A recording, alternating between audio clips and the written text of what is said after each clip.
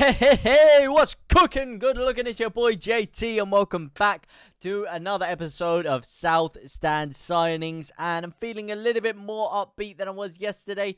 Not because of anything Leeds are doing, just because I realised, you know what, let's give up with expecting high things from this club in the transfer market, and let's just take every day as it is. And you know what, today seems to be a very, very interesting day for Leeds United indeed. So before we do get into all the stories, so I can get that big, fat, juicy scoop and keep you in the loop, I do want to say thank you very much for joining, and of course, as always, please let me know all of your thoughts down in the comment section down below. Good, bad, ambivalent, whatever they may be, I want to hear them. But now, guys, let's get straight into the first story, and the first story is one that none of us are going to be enthralled about. We're all sat there a few weeks ago, like, we've still got Somerville, we've got Rutter, we've lost Gray, we've got the Red Bull money, let's invest and strengthen the squad. We got rid of players like Jaidon Anthony, and we're thinking, who are we going to bring in? We're licking our lips. 3 weeks later, who did we bring in? Absolutely nobody, and instead, it looks like we're going to be going back to getting Jaidon Anthony in. So, this just really goes to confirm that anybody that is trying to tell me that our squad is stronger this year than it was last year is absolutely bananas. We've lost Gray, Somerville and Rutter, and we're thinking about bringing in someone who was sat on our bench the entire year as our Somerville replacement. The story does go on to say Jaidon Anthony would struggle to live up expectations if he were to return to lead as Somerville's replacement. Really, I'm not sure about that one, mate. I think people would be enthralled if he was our number one replacement for Somerville. These are people who certainly in the case of Gray and Rutter have loved Somerville as he was amazing last year, but of course there are a lot of stories circulating around Leeds potentially bringing back Jaidon Anthony now as to whether he would be the main Somerville replacement or just someone who would be back on the bench. I don't know, there's not enough information yet, but there are apparently murmurings that we would be bringing him in on a permanent basis. Now, of course, nothing is guaranteed. If any more information or developments do occur, I will bring them to you, but this is as of a few hours ago. I've heard a lot of people on Twitter also talking about the likelihood of him coming back on a permanent basis.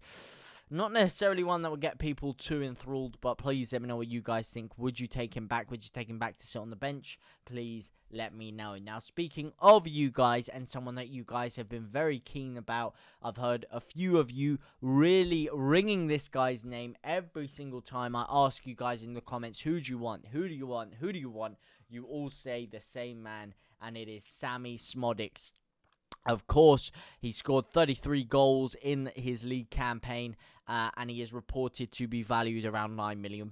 Playing in attacking midfield, can also play slightly further up if needs be, is definitely something that a lot of Leeds fans would be very happy about and would definitely help us in our promotion campaign and attempts to get promoted. Now, unfortunately, as the story does go on to say, it does appear like he is out of the running. We are going to have to look elsewhere.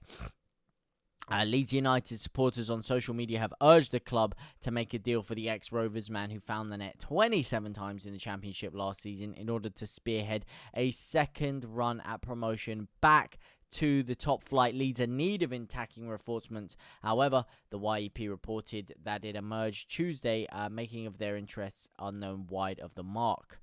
And of course, Leeds United have a lot bigger issues to go with, and apparently now that we have lost Jorginho Rutter, we are looking for more of a direct like-for-like replacement of Rutter, and Smodics is off the club's radar, and he is not someone that the club are looking too heavily into, and it does look like we're looking for more of a creative outlet, which makes a lot of sense given the fact that we have lost Rutter and Somerville, but unfortunately Leeds have been really unable to do that, and we've been about as active as a still image when it comes to our movement in the transfer window in replacing that quality. But it is still early days. Well, it's not early days, but there's still a couple of weeks left. Hopefully, we can change that very, very soon. Now, one man Leeds have been looking at as that potential creative outlet is the former Manchester United, I would say starlet, but not really a starlet. This is being reported by Danny Bloomer as of a couple of hours ago. And it does look like Leeds will be making a move for Largi Ramanzai. Domestically, it is difficult to see where Leeds will go after Rowe, Raksaki, Benson, Jack Clark would be a good signing. Well, Rowe looks like he's off to Marseille. Raksaki, Sheffield United have beat us to the bid. Benson, Burnley are unlikely to sell after losing players to Spurs.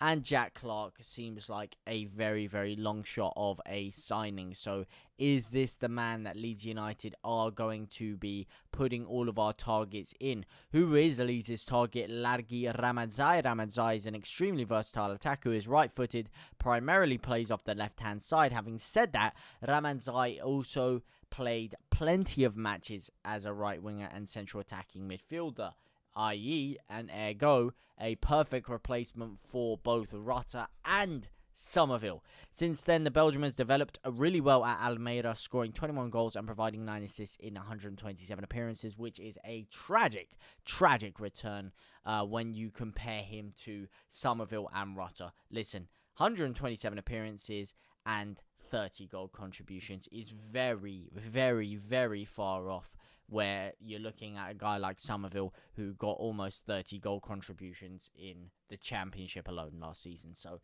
not necessarily the best alternative that we could be looking at, but definitely one for the future and could be a good squad player. Now, other stories emerging are some opinion pieces around Wilfried Gnonto. Darren Bent sharing his theory that he is surprised that we've managed to keep hold of him and basically sees Leeds United having a tough time to keep hold of him after losing the other few players. Let me know what you guys think. I really don't think that there's any chance we lose Gnonto after this, especially because there is a little bit of information circulating today around release clauses. Release clauses have been the bane of Leeds United's transfer window. They made us lose Somerville. They made us lose Rutter. And we're hoping that it won't make us lose anymore. There was a few stories circulating and murmuring that Strike might be on its way due to a release clause as well. People starting to think, did we keep Aronson to let go of Rutter? Did we keep Voba to let go of Strike? But no, apparently that is not very true at all. And Leeds have no more release clauses to worry about. The last day that release clauses could have been triggered for Leeds was Thursday. And it was, of course, the Thursday in which Jorginho Rutter's release clause was triggered. I mean, it's really sad to see. If we'd have just kept hold of him for one more day, that's all it would have taken, and Rutter supposedly would have been a Leeds United player, but Leeds United are now in control of every player that we lose, and that is definitely a positive sign and goes further into me believing that we would not lose Wilfried Gnonto. And it just goes to say, or just goes to show you, that we really fucked it when we didn't get promoted last year, because now our club is in dire straits and we are really scrambling around to replace some of these players. Now, finally, we are going to finish the video on some slightly more positive news, and it is a striker that Leeds United are looking into, and it is Jusef Erabi, which we are in a race against Norwich City for. And if we let Norwich City not give us Johnny Rowe and then go and nick a striker off our hands, this will be one of the most catastrophic transfer windows in Leeds United recent history.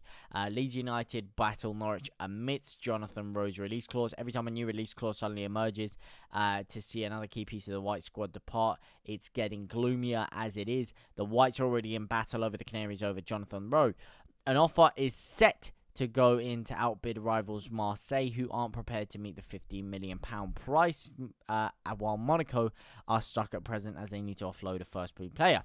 Erabi, also 21, could be the replacement for Rutter in attack, but time is running out to get the squad even close to what it was when last time's promotion bid failed. Well, finally, someone that actually agrees with me that our squad is way off what it was last season. I feel like I am going crazy trying to explain this to people who are trying to tell me that our squad is better than it was last year. Literally going around in circles, having the same conversation, but alas, we do move forward. In other news, the 49ers have lined up a £49 million move. But listen, this is very preliminary talks at this stage in time for Jusef Erabi. So please let me know what you guys think about him. Do you have any information on him? And do you think that he would be a good move? The Parisian journalists have stated that we are both in the battle for the Swede, and he will cost around £8.5 million. Is it a position that we necessarily need? I mean, I think, as you said, we need more of a creative outlet more than we need an unproven commodity up front. But it could be an interesting one, and when more information does develop, I will let you know. But as you can see, it is a relatively slow day in terms of transfer news for Leeds United. I just thought I would go through the stories with you, have a little talk about them, and get your guys' opinions on all of them. For now, guys, I will see ya very, very soon. Au revoir, my brothers and my sisters.